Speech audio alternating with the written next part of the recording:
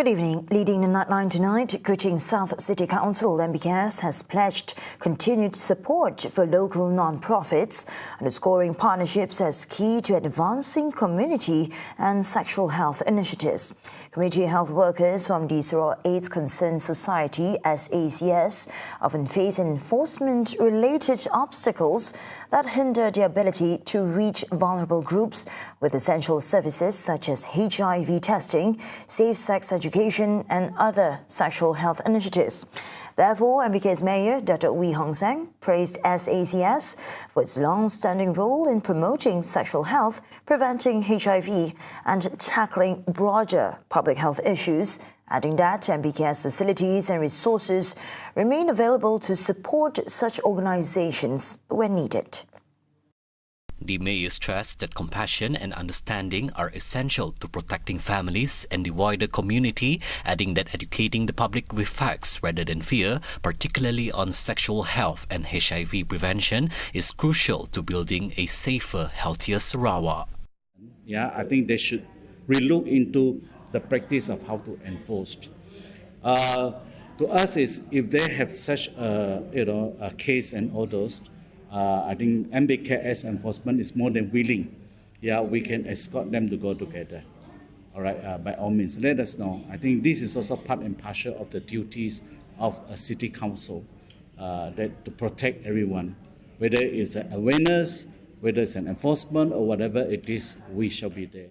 Speaking at the Media Meets Communities event in conjunction with World AIDS Day held at the Sarawak OKU Skills Development Association office, the council highlighted the role of media in spreading awareness, reducing stigma and educating the public with accurate information. Addressing concerns about public gatherings, the council clarified that Kuching has not experienced incidents similar to police raids in Peninsular Malaysia. All public and private events must comply with health, wellness and legal regulations, with enforcement agencies ready to act against any unlicensed operations. So far, we have not such an incident happening here. Yeah, so far. So I think as far as council is concerned, we do not actually issue all this private club or open space gathering and all such. We'll make sure that before you send in application, we make sure that it is wellness, it is for health and all that, there are ordinances to follow. Like even on reflexology, there is a guideline, just like any coffee shop, that your toilet, your cooking place and all that must be comply with the ordinance. SACS aims to end HIV/AIDS in Sarawak through non-judgmental education, free screening, treatment support and reducing stigma. The organization focuses on marginalized communities, ensuring people living with HIV receive care and lead healthy, normal lives in line with the goal of zero HIV/AIDS. In line with SACS, Sarawak State's government implements Malaysia's National Strategic Plan for Ending AIDS 2016 to 2030, aiming to make Sarawak the first HIV/AIDS-free state by 2030. Sarawak continues to ramp up efforts to balance wildlife conservation with the safety of residents and tourists via the implementation of the Sarawak CROC Watch initiative. Deputy Minister for Urban Planning, Land Administration and Environment, Dr. Len Talusali said that visitors' safety has always been a priority of the state government, especially in river areas and potentially high-risk tourist locations, while ensuring conservation efforts remain intact. Dalam konteks Sarawak, because ramai rakyat kita masih bergantung pada sungai untuk menjalankan kehidupan mereka. We understand that. Just that we have to make them aware of the presence of boya. That's why we set up boya CROC Watch, Sarawak CROC Watch, supaya mereka tahu di manakah lokasi yang di Sarawak ini yang ada boya. Supaya they are aware of the presence of boya in that particular place. So we have set up crocodile watch, Sarawak crocodile CROC Watch, supaya everybody can download Sarawak CROC Watch ini supaya mereka tahu di mana ke tempat di Sarawak ini sungai-sungai yang terdapat boya. According to Len Talif, managing the crocodile population in Sarawak requires a comprehensive approach, as many residents still depend on rivers for daily activities, in addition to the presence of visitors from within and outside the region. As a measure to enhance public safety, the state government has implemented Sarawak CROC Watch, an initiative that allows the public to identify river areas where crocodiles are present. In addition, the state government is also planning the development of several crocodile sanctuaries at strategic locations to manage the crocodile population in a more systematic and controlled manner, with 5 locations identified, namely the Kuching Wetlands National Park, Pulau Seduku Sri Aman, the Rajang area Sibu, Sibuti Miri and Lawas.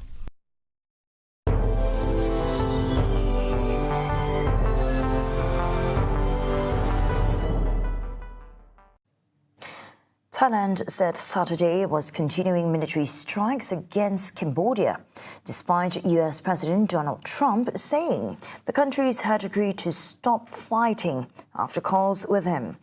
Renewed clashes between the Southeast Asian neighbours, which stem from a long-running dispute over the colonial-era demarcation of the 800-kilometre border, broke out this month and have displaced around 500,000 people on both sides. Each side blamed the other for reigniting the conflict, which has killed at least 20 people this week, but there were signs that tensions might be easing when Trump said a truce had been agreed. However, on Saturday, Thai Prime Minister Anutin Chanvirakul said the country would continue to perform military actions until we feel no more harm and threats to our land and people. We're concerned because some of the points in his tweet doesn't, in our view, doesn't reflect an accurate understanding of the situation, and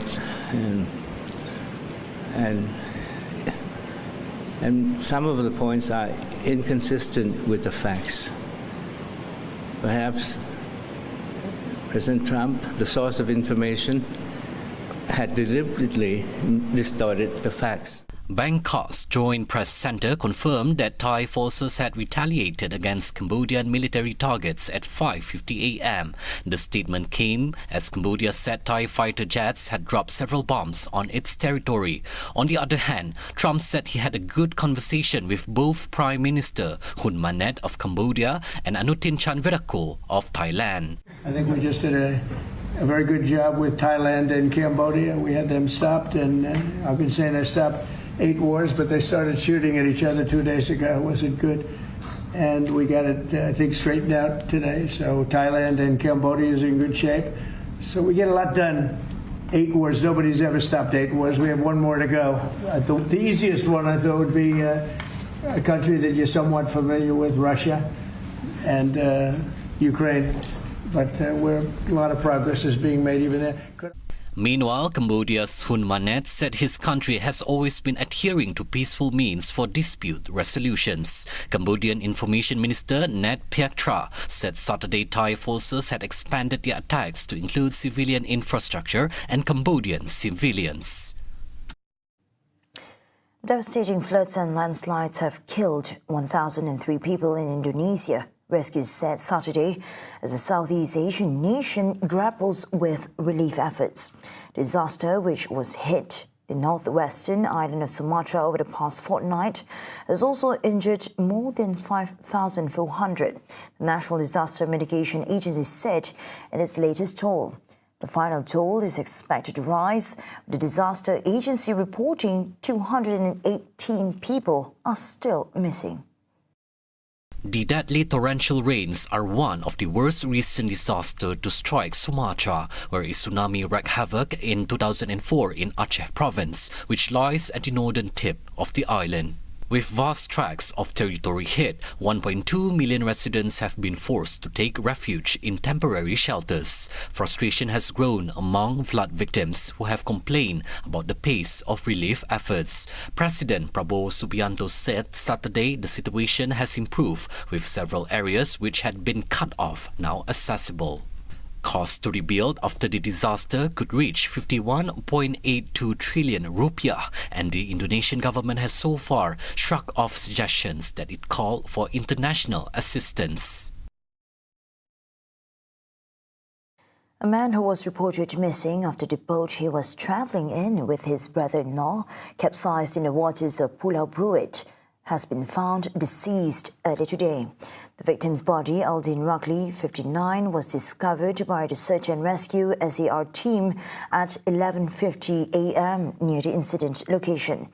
Darul Fire and Rescue Station BBBG PBD2 Hasman Bakar stated that the victim's body was found approximately 4 nautical miles from the shoreline, close to where the boat was struck by waves on the day of the incident. He also added that the identification process was carried out by the hospital after the body was sent for identity confirmation before being handed over to the victim's family. The SAR operation, which entered its third day, involved multiple agencies including the Royal Malaysia Police PDRM, the Malaysian Maritime Enforcement Agency, the Malaysia Civil Defence Force APM, the Sarawak Security and Enforcement Unit UKPS, and the District Office. In addition, local marine teams and village residents were mobilized to monitor the surrounding waters and relay real-time information to the Operations Control Center. In the incident, which occurred around 11 a.m. last Thursday, the victim is believed to have been thrown into the sea after the new boat he was traveling in with his brother-in-law was hit by strong waves until en route from Pulau Bruit to Kuala Matu. The victim's brother-in-law, Kaharudin Buang, 42, reportedly managed to swim ashore before seeking help from local residents. A 67-year-old man was arrested for allegedly threatening 2 workers with a shotgun and firing 2 warning shots at a land clearing site along Jalan Bako on December 11. Kuching Criminal Investigation Department CID in a statement said the workers, including a 24-year-old heavy machinery operator, were clearing the area after their company received approval from the Public Works Department to begin work. The incident took place on forested land undergoing clearing for road construction. The suspect has been remanded to assist investigations under Section 506 of the Penal Code and Section 39 of the Arms Act 1960. Meanwhile, police advise the public not to resort on intimidation or violence and to channel disputes through the proper authorities.